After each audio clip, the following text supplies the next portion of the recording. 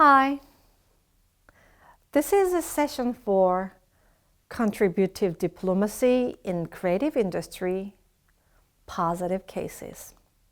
Korea's contributive diplomacy in creative industry is particularly active in infrastructure and capacity building in broadcasting. Multiple government organizations are engaged in projects supporting improvement of broadcasting environment in developing countries. For instance, the Korea Radio Promotion Association participates in such projects ranging from supporting broadcasting facilities in partner countries, providing capacity building training and follow-up management, to establish a foundation for international expansion of the domestic broadcasting industry. Information and Communication Policy Institute defines the aim of those projects as to create the foundation for ICT development in developing countries and to establish Korea-friendly policy environment, reflecting the Korean government's approach of development cooperation as contribution and as soft power as well. This project also aims to showcase Korea's broadcasting devices and systems that are not fully recognized in the overseas market despite its pretty superior quality. Based on the broadcasting environment of partner countries, projects may vary. Sometimes broadcasting equipment packages are provided, which include inviting working operators or visiting experts to provide in-depth training. Based on this scheme, broadcasting infrastructure improvement projects were operated in more than 10 countries, including Peru and Tanzania. In other cases, the project aims to assist digital migration based on Korea's experience transitioning to digital broadcasting in 2012. 2 to 3 of such projects have been conducted every year since the first one in Laos in 2007. Among these, Tanzania was one of the 3 countries that received support from this project in 2019. And other than Tanzania, the Dominican Republic and Nepal got this project. The project provided a TV production studio broadcasting system to Tanzania Broadcasting Corporation, the national broadcaster of Tanzania.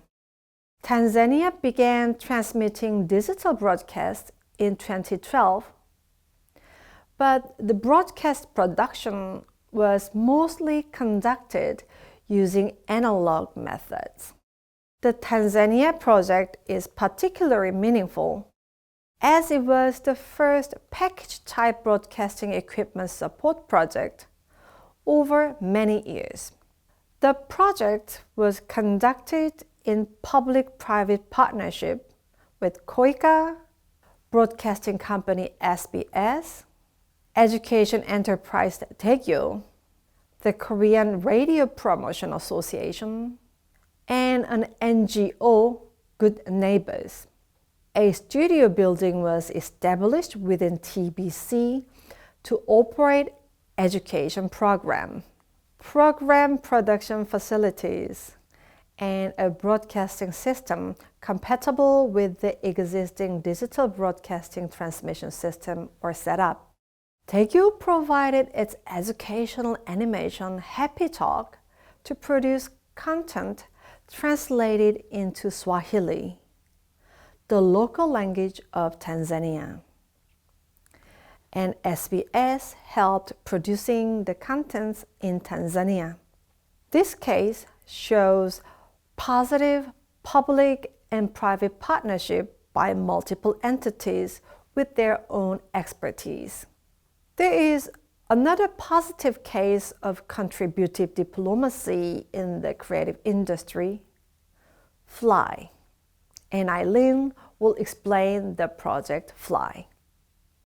One development project that has films as the main focus is the so-called FLY, which stands for Film Leaders Incubator. The project first took place in 2012 and was launched and funded by the Korean Ministry of Foreign Affairs and ASEAN as an ASEAN Republic of Korea cooperation project. It is organized annually by the Busan Film Commission and Asian Film Commissions Network, and film industry supporting agencies in ASEAN member nations take turns each year to co-organize the event in their region. The first workshop, for instance, took place in Davao in the Philippines, while the second was hosted in Hua Hin in Thailand, and the third in Yangon in Myanmar. The project is mainly based on a short filmmaking workshop, in which young aspiring filmmakers between the ages of 25 and 45 can take part. 16 participants are from South Korea and 10 additional participants are from ASEAN countries. Those include Laos, Malaysia, Myanmar, Vietnam, Brunei, Singapore, Indonesia, Cambodia, Thailand, and the Philippines. Within that workshop, the participants are divided into 2 groups, and each of those groups has to write one short film script and develop the to the script corresponding film within 2 weeks. During that process, the 2 groups are supported, instructed, and supervised by filmmakers from South Korea and ASEAN countries. In the end, based on a cooperation fund, a total of 22 trainees, 2 from each country, are selected, and in addition to short film production, they are allowed to participate in special lectures, master classes, and more that are held throughout the event. By doing so, the project aims to empower young people, improve their talent, and give those who usually do not have the opportunity to participate in filmmaking a chance to practice their skills. Additionally, comprehensive education and knowledge on workflows, scheduling, and management are provided as well, benefiting all participants, from producers to directors and aspiring professionals.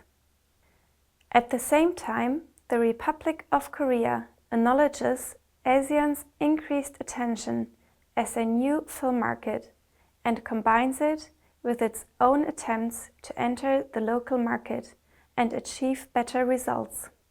ASEAN countries as well as Korea consider films not only as a cultural aspect, but have started to realize it as part of the creative industry, which is promising in contributing to international cooperation and development in social and economic terms. They are making increasing political efforts to revitalize the film industry, cultivate new filmmakers, and develop different movies. In the context of the FLY project, especially cooperation between ASEAN countries and South Korea is strengthened. Different cultures work together, making it easier for each other to gain understanding and knowledge in that sense. This culture sharing is additionally supported by accompanying exhibitions, performances, and the produced films, bringing the different countries closer together.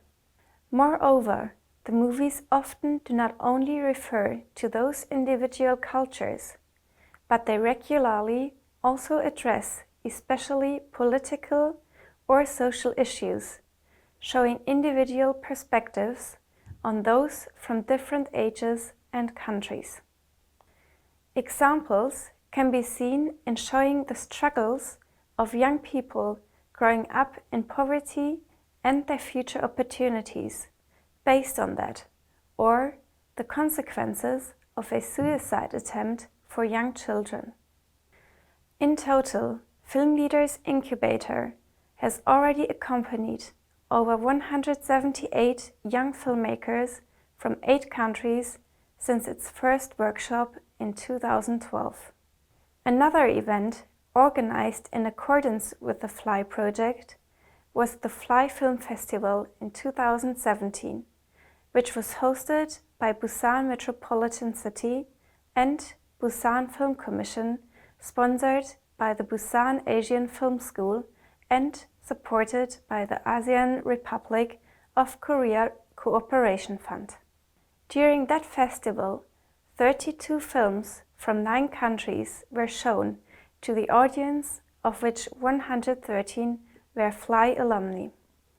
Here as well, its purpose was not only to set a focus on filmmaking and supporting young people in the industry, but also to enhance cultural exchange and understanding for each other, since the festival was accompanied by different talks and Q&As. Thank you very much, Eileen. And with the case of FLY, we'll end the lecture on Korea's contributive diplomacy in the creative industry here. Thank you.